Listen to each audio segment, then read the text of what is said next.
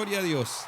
Ahora sí vamos a leer la palabra del Señor. Vamos a leerla en el Evangelio según Mateo, capítulo 11, verso 12 al 19. Evangelio según Mateo, capítulo 11, verso 12 al 19. ¿Lo tenemos, hermanos? Leemos la palabra de Dios en el nombre del Padre, del Hijo y con la unción de su Santo Espíritu. Desde los días de Juan el Bautista hasta ahora, el reino de los cielos sufre violencia y los violentos lo arrebatan. Porque todos los profetas y la ley profetizaron hasta Juan. Y si queréis recibirlo, él es aquel Elías que había de venir. Verso 15. El que tiene oídos para oír, oiga. Mas, verso 16, ¿a qué compararé esta generación? Es semejante a los muchachos que se sientan en las plazas y dan voces a sus compañeros, diciendo: os tocamos flauta y no bailasteis, os endechamos y no lamentasteis. Porque vino Juan, que ni comía ni bebía, y dicen: demonio tiene. Vino el Hijo del Hombre, que come y bebe, y dicen: he aquí un comilón y bebedor de vino, amigo de publicanos y de pecadores. Pero la sabiduría es justificada por sus hijos. Amén. Cierra sus ojitos, oramos al Señor un momento. Padre, gracias Dios. Gracias porque tú estás aquí en lo más importante y porque nos permites acercarnos a ti con un corazón contrito y humillado para poder adorarte. Te honramos y te bendecimos. Y también queremos, Señor, en esta tarde escuchar tu voz a través de tu palabra. Que esa palabra bendita, santa y todopoderosa que va a ser compartida en esta hora, Dios mío, traiga, Señor, refrigerio, traiga, Señor, conversión, traiga restauración, traiga liberación en el nombre de Jesús. Y que todos aquí podamos sentir su presencia. Y queremos irnos de este lugar retados, Señor, y con una palabra en nuestros corazones que nos anime, Señor, a seguir adelante. Ayúdanos, Señor, ayúdanos a serte fieles en todo momento y en todo lugar. Te damos toda la gloria y la honra, Señor. Asísteme, Dios mío, con tu Espíritu y que yo pueda, Señor, hacer lo que tú me has mandado hacer, Padre. En el nombre de Jesús. Amén y amén. Gloria al Señor. El título de este mensaje es: ¿a qué compararé esta generación? Título del mensaje: ¿a qué compararé esta generación? Para ponerlos en contexto de lo que se está hablando aquí, de los versículos que leí, del Mateo 11 al 19, yo quiero hablar acerca un poco, un breve pincelazo en Mateo 10, no lo busquen, yo simplemente es dar un pincelazo, porque en el capítulo 11, verso 1 de Mateo, dice cuando Jesús terminó de dar instrucciones a los 12, entonces yo quiero saber qué eran esas instrucciones. Entonces tengo que irme un poco más atrás. Entonces en el capítulo 10 cogeré algunos versículos salteados para ver qué era lo que Jesús estaba haciendo. En Mateo capítulo 10, verso 5, habla de que Jesús está comisionando a los apóstoles a una misión. Y pues les dice que por el camino de gentiles no vayáis y en las ciudades samaritanos no entréis, sino id antes a las ovejas perdidas de Israel. Y yendo predicad diciendo: el reino de los cielos se ha acercado. Una de las instrucciones que el Señor Jesús le estaba dando a sus discípulos era la que nos da ahora también a nosotros: es ir a predicar el evangelio. ¿A dónde? A todas las naciones. Eso no ha cambiado, eso sigue igual. Pero les da otras instrucciones: sanad enfermos, limpiad leprosos, resucitad muertos, echad fuera demonios, de gracia recibiste, dad de gracia. Y a veces extrañamos un poco eso, la falta de sanidades, de milagros, como que no lo vemos muy frecuente, pero hace falta en medio de nosotros. Y tenemos que proclamarlo, y eso tiene que volver a resurgir. Eso no se puede quedar allá escrito solamente para esos 12, también para nosotros. Gloria a Dios. He aquí yo os envío, otra instrucción, verso 16 del capítulo 10. Yo os envío como ovejas en medio de lobos. Sed pues prudentes como serpientes y sencillo como paloma. No es fácil predicar el evangelio. No es fácil, porque nos vamos a encontrar oposición. Aquí no nos van a sonreír cuando tú vas de frente a confrontar un pecado. Entonces el Señor está advirtiéndoles de ello, que se van a encontrar con estas cosas. Ser prudentes y guardaos de los hombres, porque os entregarán a los concilios y en sus sinagogas os azotarán. Verso 28, por otro versículo. Y no temáis a los que matan el cuerpo, mas el alma no pueden matar. Temed más bien a aquel que puede destruir el alma y el cuerpo en el infierno. A cualquiera pues que me confiese delante de los hombres, yo también le confesaré delante de mi Padre que está en los cielos. Pero que también iban a haber recompensas. Y el 40 del capítulo de Dios dice: el que a vosotros recibe, a mí recibe. Y el que me recibe a mí, recibe al que me envió. Y no hay dicha, no hay mayor dicha que cuando usted le predica a una persona y esta persona acepta el mensaje de Dios y comienza a caminar por el camino de Dios. Eso da una alegría y un gozo en nuestro corazón. Señal de que estamos cumpliendo la gran comisión. Señal de que estamos caminando por un buen camino. Señal de que estamos frecuentando el altar del Señor y estamos amando a Dios. Amén. Gloria a Dios. Ahora sí, para ponerlos en contexto, entonces en Mateo capítulo 11, cuando Jesús terminó de dar instrucciones, ahora sí ya sabemos cuáles son las instrucciones. A sus 12 discípulos se fue allí a enseñar y a predicar en las ciudades de ellos. Jesús tenía charlas con los apóstoles, con una persona individual y con una multitud. En este caso tenía una charla con sus discípulos. Una charla privada con ellos, como la tiene cualquier persona con otras. Y en eso, pues les da las instrucciones y luego, pues de enseñarles, dice que va a predicar a las ciudades de ellos. O sea que de la teoría pasó a la práctica. Inmediatamente se fue a enseñar. Pero dice el verso 2 que al oír Juan en la cárcel los hechos de Cristo, le envió dos de sus discípulos. Ahora, Juan estaba encarcelado. Él solamente podía oír, pero no podía ver. Él manda a dos de sus discípulos a Jesús para que ellos traigan una respuesta que para Juan el Bautista le satisfaga. Y él le dice a estos dos discípulos que le pregunten a Jesús: ¿eres tú aquel que ha de venir o esperamos a otro? A veces esto, no sé, pero causa un poco de tristeza. Un hombre como Juan, como Dios lo describe, que ahora lo vamos a ver, llega a ese momento como de duda, como de dudar. ¿Será aquel o esperamos a otro? Y hermanos, esto es triste cuando entramos en una duda.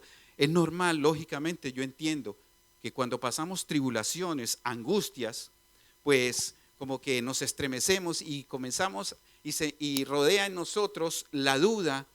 Y pensamos: ¿será que es cierto? ¿Será que estoy siguiendo al Señor? ¿Será que es el Señor de mi vida, el que transforma, el que cambia, el que salva? ¿O será que hay otro? ¿O será que vendrá otro? Y comienzan a rondarnos esas dudas. Y eso le pasó a Juan. Respondiendo Jesús les dijo a estos dos discípulos que envió Juan: id, haced saber a Juan las cosas que oís y veis. Juan podía escuchar, pero no podía ver. Pero los discípulos sí podían escuchar y poder ver. Pero Dios hace las cosas completas. Dios habla en un presente perpetuo, siempre. Y Él dice: id y haced saber a Juan las cosas que oís y veis. Tiempo presente. No las que han oído, las que pueden ver, no, las que están viendo ahora.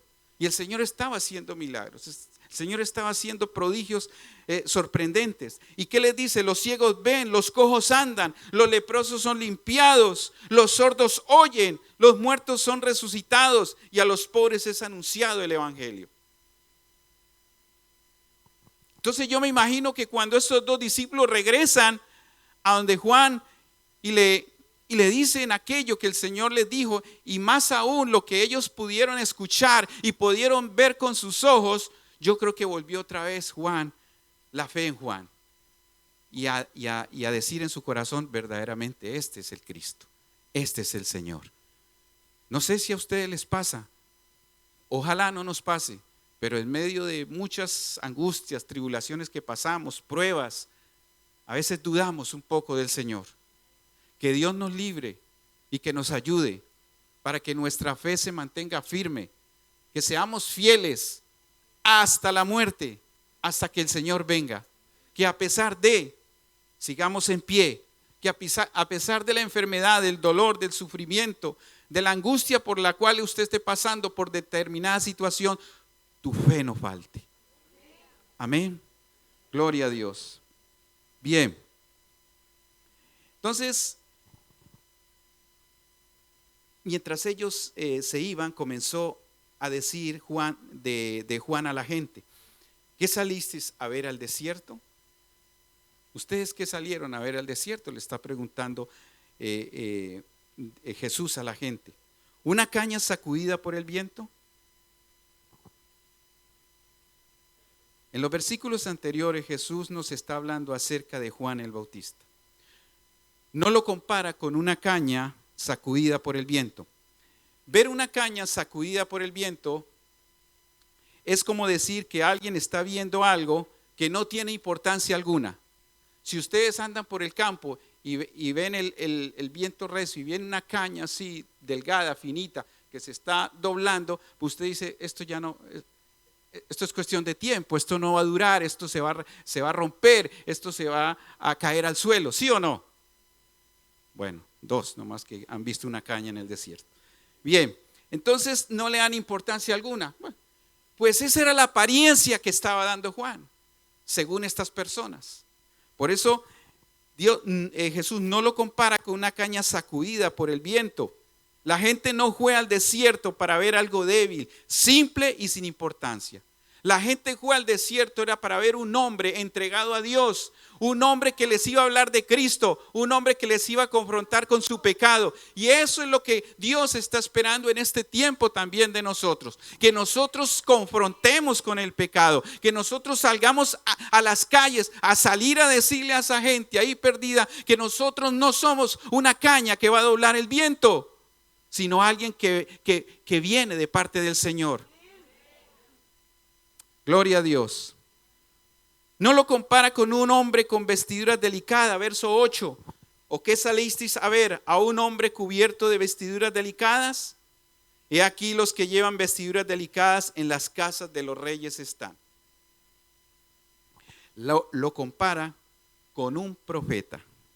No cualquier profeta, sino el mayor de todos los nacidos de mujer. Mayor que Abraham, mayor que Isaac, Jacob, que Daniel, mayor que Jeremías, Ezequiel, mayor que Isaías. El mayor nacido de mujer, lo dice el Señor Jesús. Y lo llega a comparar hasta con Elías. Pero entonces cuando Jesús lanza una pregunta, no la hace a nosotros. La está haciendo en ese tiempo, pero es para nosotros también, iglesia, en este tiempo. ¿A qué compararé esta generación? Jesús no siempre responde a veces a las preguntas o a las enseñanzas, tan solo deja una pregunta. No responde a sus enseñanzas, tan solo deja una pregunta. ¿Para qué? Para que sus discípulos indaguen, investiguen, averigüen la respuesta. Pero aquí Jesús hace una pregunta: ¿a quién compararé esta generación? Y Jesús da la respuesta. Jesús da la respuesta. Dice el Señor, es semejante a una generación indiferente.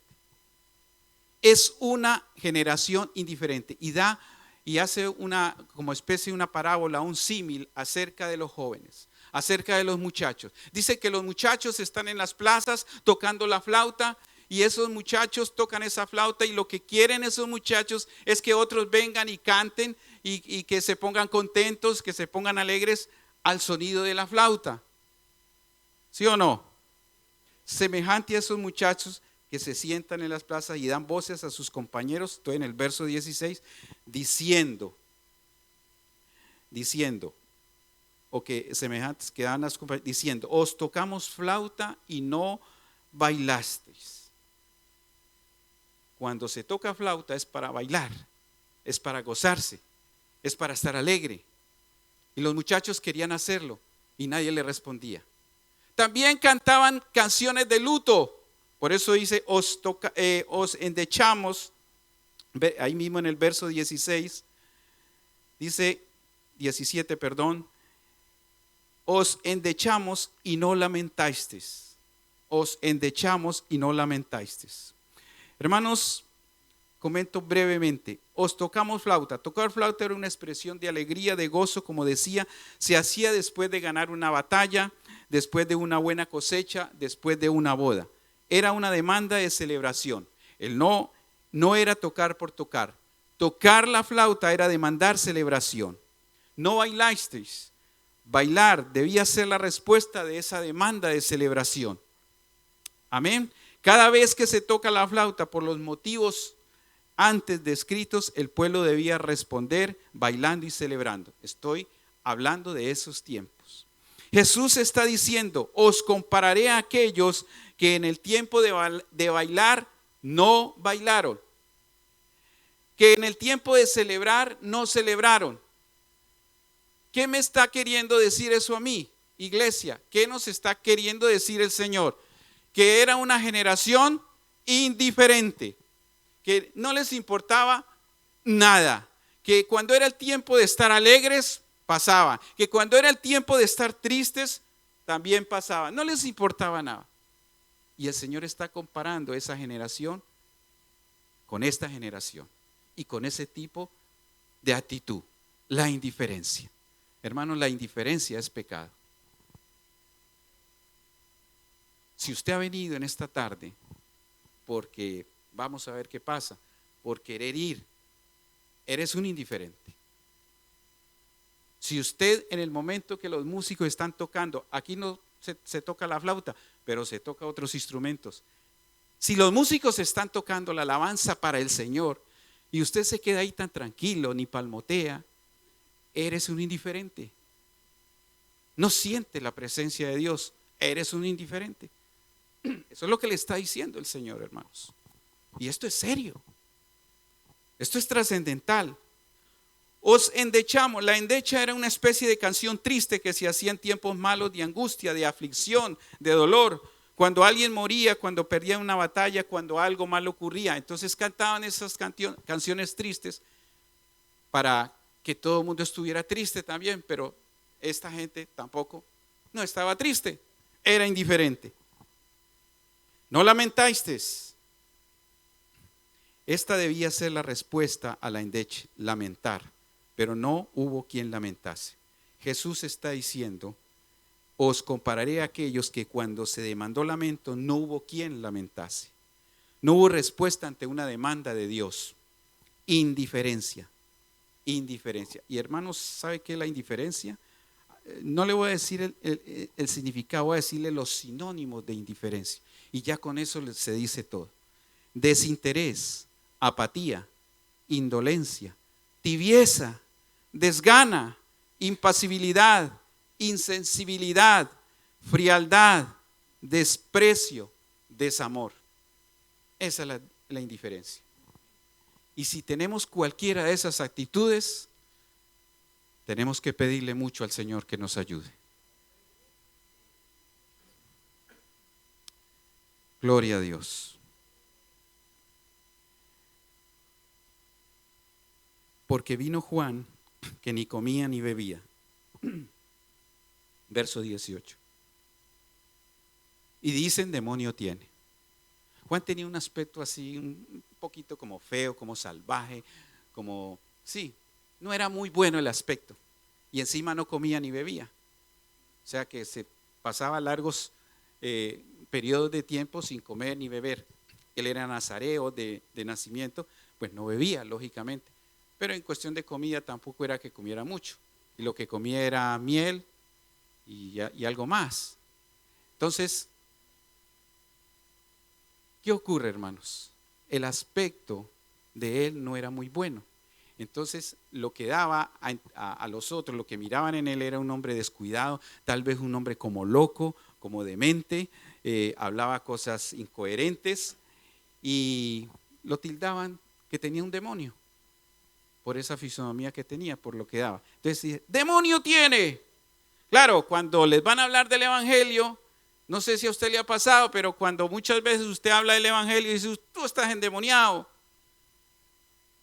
Seguro hasta nos han dicho eso, hermano, hasta les han dicho a cada uno de ustedes muchas cosas. Y entre ellas eso, tú tienes un demonio. A veces hasta lo reprenden a uno. Que el Señor te reprenda. Así me han dicho muchas veces, hermano, y que el Señor te reprenda. Y yo, Dios mío, bueno. Entonces, esta era una señal de alguien que está de luto. O sea, el no comer y el no beber era una señal de alguien que está de luto, de duelo, por los pecados del pueblo. Hermanos, Juan estaba triste en el buen sentido de la palabra, de luto, era por los pecados del pueblo. Era el dolor que sentía Juan de ver la gente cómo pecaba, de ver la gente en su maldad, de ver la gente que no se arrepentía, de ver la gente que cada vez peor. Y él lo que quería, porque él tenía un temperamento así muy fuerte, él lo que quería era que se convirtieran al Señor. Entonces por eso la gente decía, este tiene un demonio por su actitud, pero no era que tenía un demonio. Era ese el deseo ferviente de predicar la palabra, de que la gente se convirtiera, de que la gente fuera liberada, fuera salva por el Señor. Gloria a Dios. Demonio tiene, le decían, no hubo respuesta a tal demanda. No hubo lamentación, sino acusación, crítica y murmuración contra este varón. Porque vino el Hijo del Hombre comiendo y bebiendo. Este era el contrario. Esta era una señal de alguien que está de celebración por algo bueno que ha ocurrido. El otro no bebía ni comía, Juan el Bautista, porque estaba afligido por el dolor de la humanidad, por el pecado. Pero criticaron a nuestro Señor y amado Jesucristo porque comía y bebía. Esta era señal de alguien que estaba en celebración por lo bueno que ha ocurrido. Jesús traía las buenas nuevas de salvación. La venida del reino de Dios, del Mesías prometido, eso es lo que Jesús venía a traer o trae y sigue trayendo a nuestras vidas. Por eso vino comiendo y bebiendo, pero no hubo quien respondiese a esa demanda de celebración. ¿Por qué? Porque eran indiferentes. No les importaba ni a Juan, no les importaba ni a Cristo, no les importaba lo que le decía Juan, pero tampoco les importaba lo que traía las buenas noticias del mensaje de Cristo. No entendieron el mensaje de Juan y no lamentaron en el tiempo que había que lamentarse, pero tampoco entendieron el mensaje de Jesús y no celebraron o se alegraron en el tiempo en que había que regocijarse. Gloria a Dios. ¿A qué compararé esta generación? Jesús los está comparando con una generación indiferente. A veces y en muchas ocasiones, iglesias, somos indiferentes a la demanda de Dios. Somos indiferentes a la presencia de Dios. Somos indiferentes al orar o no orar. Somos indiferentes a los cultos de oración. ¿Voy o no voy? ¿Voy o no voy? Hay una indiferencia. Somos indiferentes a nuestra oración privada. Es que es muy tarde, es que estoy cansado, mejor mañana. Y la oración viene a ser de 2-3 minutos y llega. Y con bostezo incorporado. Gloria a Dios. A la necesidad de la iglesia. Somos indiferentes a la necesidad de la iglesia. De algún hermano, de mi país, etcétera. A las reuniones estipuladas, a los horarios. No, el culto ya empezó, pero bueno, allá están otros hermanos alabando y glorificando a Dios, yo llegaré luego. El que me quiera esperar, que me espere. A los hermanos que están orando mientras otros hablan y hablan. Somos indiferentes, hermanos. A leer o no la palabra de Dios. Y somos indiferentes a cómo está mi vida espiritual. No nos paramos un momento delante del Señor a decirle, Señor, ¿cómo está mi vida espiritual? ¿Estoy creciendo? ¿Estoy tirando hacia adelante? ¿Cómo me ves, Señor? Personas que no fueron indiferentes. Abraham, ante la demanda del sacrificio, Dios le dijo que sacrificara a su hijo y él para adelante. Él no fue indiferente. Moisés, ante la noticia de no llevar la presencia de Dios. Ana, ante la esterilidad, lo que decía la ley, la infertilidad de su vientre. Ella no le importó eso, hermanos. Ella no fue indiferente a eso. Ella peleó por su victoria, peleó por su bendición, peleó por lo suyo y delante del Señor. Esther, ante la noticia de que su pueblo iba a morir, su pueblo iba a morir en esos tiempos, iban a matar a los judíos en ese tiempo, pero Esther se interpuso. Esther, junto con sus doncellas, ayunó y fue ella delante del rey y pudo parar lo que hubiera podido hacer una matanza. Gloria a Dios. Nehemías, ante el estado trágico de su pueblo, los muros estaban arruinados, destruido todo, y él vino a levantar los muros. A pesar de que hubo oposición, él levantó los muros. Daniel, ante el pecado y el juicio de Dios sobre Israel.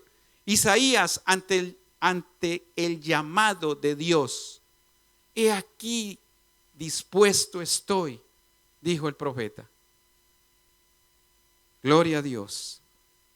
David, ante las burlas del gigante enemigo hacia su pueblo. Porque ¿quién es este filisteo incircunciso que viene a provocar a los escuadrones del Dios viviente? Un muchacho, hermanos. No se conformó, no fue indiferente. Y con el poder de Dios venció. Y hermano, Jesús, nuestro ejemplo a seguir.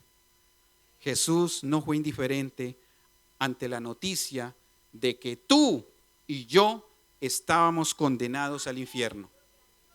Gloria a Dios, gloria al Señor. Él no fue indiferente y aún no sigue indiferente. Él no está con los brazos cruzados. Él está ahí con sus manos extendidas, sus brazos extendidos para aquel que necesita, para el drogadito, para el enfermo, para el endemoniado, para el que sea. Él está ahí para restaurar. Él está ahí para levantar. Él no está ahí.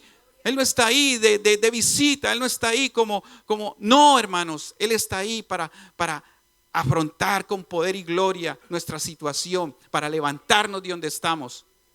Y pídele a Dios y le pido a Dios para que en mí y en ti no haya ese pecado de indiferencia que a veces mucho nos acompaña.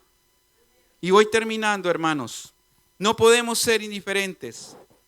El diccionario de la lengua define indiferente como que no despierta interés o afecto. Persona no creyente. Eso es una persona indiferente. Claro. Si no le agrada las cosas de Dios, si no tiene hambre, si no tiene pasión por las cosas de Dios, es indiferente. Gloria a Dios. Y termino con el Salmo 24, 3, 6. Busquémoslo por favor, 24, 3 al 6. Salmos 24, 3 al 6. Gloria a Dios. Gloria a ti, mi Señor. Gracias, Jesús. ¿Quién subirá al monte de Jehová? ¿Y quién estará en su lugar santo? El limpio de manos y puro de corazón. El que no ha elevado su alma a cosas vanas, ni jurado con engaño. Él recibirá bendición de Jehová y justicia del Dios de salvación. Tal es la generación de los que le buscan su rostro, oh Dios de Jacob. Esta es la generación que Dios está buscando. Estos tiempos es para buscar a Dios, buscar su rostro, conocerle a Él. Hermanos, yo siempre lo digo y no me canso de repetirlo en cada predicación y todas mis predicaciones por lo regular apuntan a lo mismo, a conocer a Dios. Porque no hay cosa mejor, hermanos, que conocer a Dios. Porque cuando usted conoce y yo conozco a Dios, Podemos alabarlo con deseo, con pasión, con ganas, con fe, a pesar de. Entonces, pensando en Moisés cuando subía al monte a encontrarse con Dios y recibir instrucciones para el pueblo, pero sabiendo que ya Moisés no está, el salmista se hace una pregunta: ¿quién subirá al monte de Jehová? Pensando en el mismo Moisés y en los sacerdotes del tiempo del tabernáculo que entraban al lugar santo y una vez al año al lugar santísimo a ofrecer sacrificios y expiación por los pecados del pueblo, ahora el salmista formula una segunda pregunta: ¿quién estará en su lugar santo? No hay lugar aquí para los indiferentes, hermanos. Si usted ha venido aquí es a encontrarse con el Señor. Este es el lugar santísimo donde el Señor habita. Aquí está la presencia de Dios. Y para usted venir ante la presencia de Dios no se puede presentar como cualquiera, hermanos. Tiene que tener un corazón limpio para Él, haberle pedido perdón y decir: Señor, aquí estoy. El limpio de manos y puro de corazón, aquel que sí le importa la santidad, no solo lo que hace delante de la gente, las manos, sino aquello que hace cuando nadie le ve, el corazón. Aquel que sí le importa agradar a Dios, aquel que responde ante una demanda de santidad y de fidelidad de parte de Dios, aquel que entiende que necesita ser santo por él mismo y por ser una fuente de bendición para otros, el que no ha elevado su alma a cosas vanas, a ídolos. A veces, hermanos, formamos muchos ídolos: el dinero, el trabajo, las cosas materiales, y lo que hacemos es hablar de ellas siempre, pero Dios queda relegado a un segundo, a un tercer lugar. Hablemos de Dios, pero para hablar de Dios, tu corazón y mi corazón tienen que estar llenos de Dios, porque de la abundancia del corazón habla la boca. Y si tu corazón está lleno de cosas vanas, eso va a hablar. Pero si tu corazón está lleno de Dios, de la presencia continua, de la búsqueda constante de Dios, eso vas a hablar. Gloria a tu nombre, Señor. Aquel que sabe ser un buen administrador del tiempo de Dios, aquel que no gasta su tiempo en cosas que no le van a edificar, aquel que no es indiferente ante la demanda de Dios de dejar cosas que nos estorban, aquel que sí sabe poner prioridades en su vida, aquel que tiene a Dios por encima de todo y lo primero de todo. ¿Cuántos tienen a Dios en primer lugar? Ojalá sea así, hermanos. Ni jurado con engaño. Aquel que sí le importa mostrar fidelidad, aquel que sabe que lo que haga o diga glorificará a Dios. Qué bonito es escuchar a un cristiano, una cristiana, que lo que dice glorifica a Dios, y lo que dice bendice a otros hermanos, y lo que dice anima a otros que están desanimados para adorar y alabar a Dios, y lo que dice hace que almas que están alrededor suyo se conviertan y alaben y glorifiquen a Dios. Tales personas recibirán bendición y justicia de Dios. Tales personas es la generación de los que le buscan su rostro, oh Dios de Jacob. ¿A qué compararé esta generación? A partir de este momento depende de ti. Cierra sus ojitos, vamos a orar. Bendito y querido Dios, tu presencia está en este lugar.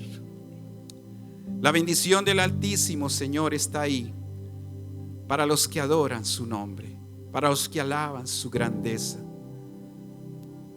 No hay espacio aquí para la indiferencia. Señor, ayúdanos a no ser indiferentes a ti, a la búsqueda de ti, a la comunión contigo, a la santidad, mi Señor. Ayúdanos como iglesia que estamos viviendo esta generación difícil, llena de maldad, de pecado que nos rodea, a ser una generación, Señor, temerosa tuya, que te ame por encima de las circunstancias, por encima de lo que nos pueda suceder. Que conservemos, Señor, esa fe genuina en ti, que podamos ver tu rostro y no nos avergoncemos de ti, mi Señor. Gloria a ti. Aunque nos llamen lo que nos llamen, aunque nos digan que tenemos demonio, aunque nos digan que somos bebedores y comelones, no importa, Señor. Lo importa es lo que tú digas de nosotros. Lo que importa, Señor, es lo que hay en nuestro corazón hacia ti. Gracias, Jesús. Gracias, Jesús. Gracias, Dios. Ayúdanos a predicar el evangelio. Ayúdanos a llegar a esas personas que necesitan de ti, oh Dios. Y como Juan el Bautista, Señor, que tú puedas decir: aquí está mi iglesia, que no hay una como ella. Aleluya. Gracias, Señor. Gracias, Dios. Gracias porque eres bueno y fiel para con nosotros, y que un día más podemos estar aquí glorificando y adorando tu nombre. Gracias, Dios. Gracias. Muchas gracias, Padre. Muchas gracias por todo, mi Señor. En el nombre precioso de Jesús. Amén. Amén y amén. Dale un aplauso fuerte al Señor.